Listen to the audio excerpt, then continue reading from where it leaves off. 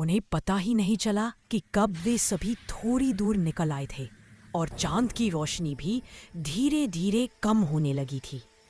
तभी अचानक एक भयानक आवाज सुनाई दी, जैसे किसी ने जोर से उन्हें पुकारा हो। आर्यन ने अपनी टॉर्च की रोशनी उस दिशा में डाली, लेकिन वहां कुछ दिखाई नहीं दिया। बस थोड़ी दूर एक पेड़ के पीछे अंधेरे में उनकी आंखों के सामने एक खौफनाक चेहरा चमकता दिखाई दिया, जो न पूरी तरह इंसान था और न ही पूरी तरह जानवर। उसका रंग कभी बिल्कुल सफेद हो जाता और कभी काला। उसके लंबे और नुकीले दांत चमक रहे थे और आंखों की लाल चमक उसके चेहरे को और भी भयानक बना रही थी। सभी लोग जल्दी यहां से चलो, आर्यन ने चिल्लाया, लेकिन सब डर से कांप रहे थे। भेड़िया धीरे धीरे उनकी ओर बढ़ने लगा। आर्यन ने आंखें बंद की और सोचा यह बस एक भ्रम है, एक सपना है। लेकिन जब उसने आंखें खोली तो देखा कि वह भेड़िया उनके बिल्कुल सामने खड़ा था। उसके साथ कुछ और भेड़िए भी थे, पर वे सब किसी आत्मिक रूप में थे। वह भेड़िया अपनी मृत्यु के बाद भी अपने दुश्मनों को मारने की प्यास में भटक रहा था। भेड़िए ने अपने दांत दिखाए और एक भयानक दहाड़ मारते हुए उनके चारों ओर घूमने लगा। राहुल ने अपने दोस्तों को धक्का दिया और किसी तरह सब भागकर मंदिर की ओर दौड़े। मंदिर तक पहुंचकर उन्होंने दरवाजा बंद कर लिया। ये क्या था? आर्यन का दिल जोर जोर से धड़क रहा था। क्या ये सच में कोई रूहानी भेड़िया था? उन्होंने एक दूसरे की ओर देखा। सबके चेहरों पर डर साफ झलक रहा था। उन्होंने पहले कई लोगों से इसके बारे में सुना था, लेकिन कभी विश्वास नहीं किया था। मंदिर के अंदर उन्हें पुरानी कथाएं मिली, जिनमें लिखा था, जो कोई इस जंगल के भेड़िए को समझ कर जिए, उसका जीवन सफल होता है, पर जो उससे लड़े वह अपनी जान गंवाता है। वे सब कार में बैठकर वहां से निकलने की कोशिश करने लगे, लेकिन हर बार वे वापस उसी जगह पहुंच जाते। तभी एक भयानक पंजा कार की छत को फाड़ता हुआ अंदर आया और उनकी दोस्त पंडित को उठा ले गया।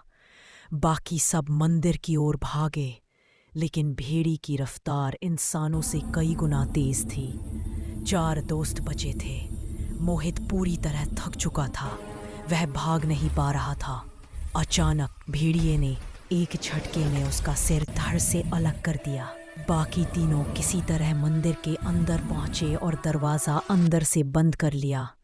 थोड़ी देर बाद जब उन्हें लगा कि अब वे सुरक्षित हैं, तो पीछे देखा, वहां मोहित खड़ा था, पर उसका सिर गायब था और उसका धड़ उन्हें घूर रहा था। तीनों चीखते हुए दूसरे कमरे में जाकर छिप गए। मंदिर के बाहर भारी कदमों की आवाज आने लगी। ऐसा लग रहा था मानो कुछ ही पल में मंदिर ढह जाएगा। बाहर से भेड़िए की डरावनी हुंकारें गूंजने लगीं। मंदिर की दीवारों पर उकेरी हुई भेड़िए की दंतकथा लिखी थी, जिसमें बताया गया था कि वह अमर है और इंसान को मारने के बाद उसकी आत्मा को निगल जाता है। उन्हें पुरानी किताब भी मिली, जिसमें उस भेड़िए की आत्मकथा लिखी थी। कभी वह उस जंगल का राजा था, शक्तिशाली और न्यायप्रिय, पर उसका मंत्री उससे ईर्ष्या करता था। उसने ब्रह्म राक्षस का आह्वान करके उसके पूरे परिवार, पत्नी सहित की हत्या कर दी। ब्रह्म राक्षस के श्राप से वह राजा रूहानी भेड़िया बन गया, जो आज भी बदला लेने के लिए उस मंत्री की आत्मा को खोज रहा है। यह पढ़कर आर्यन को समझ आया कि अब भागना व्यर्थ है, पर उसने एक अंतिम कोशिश करने का निर्णय लिया। तभी मंदिर का दरवाजा जोर से हिला।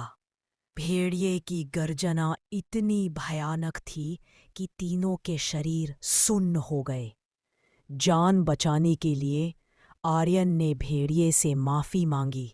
तीनों हाथ जोड़कर उसकी कृपा की भीख मांगने लगे। भेड़िए की गुर्राहट और तेज हो गई और एक पल में दरवाजा चकनाचूर होकर खुल गया। 12 फुट लंबा वह भेड़िया उनके सामने खड़ा था। उसकी बड़ी लाल आंखें अंधेरे में इंसानों जैसी चमक रही थी।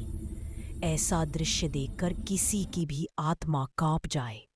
भेड़िया धीरे धीरे उनकी ओर बढ़ा।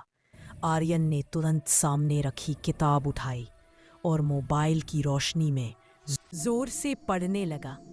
वह भेड़िए से कहने लगा, जिसे तुम ढूंढ रहे हो वो हम नहीं हैं, हम निर्दोष हैं।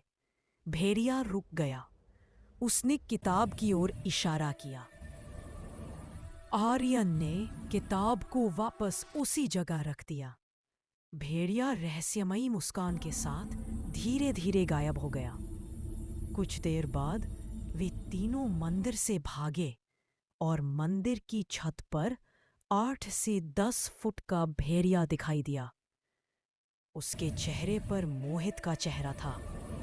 वह उन्हें रहस्यमयी मुस्कान के साथ देख रहा था, मानो कह रहा हो, मैं खुद को नहीं बचा सका, पर तुम्हें जीवित देखकर मुझे सुकून है।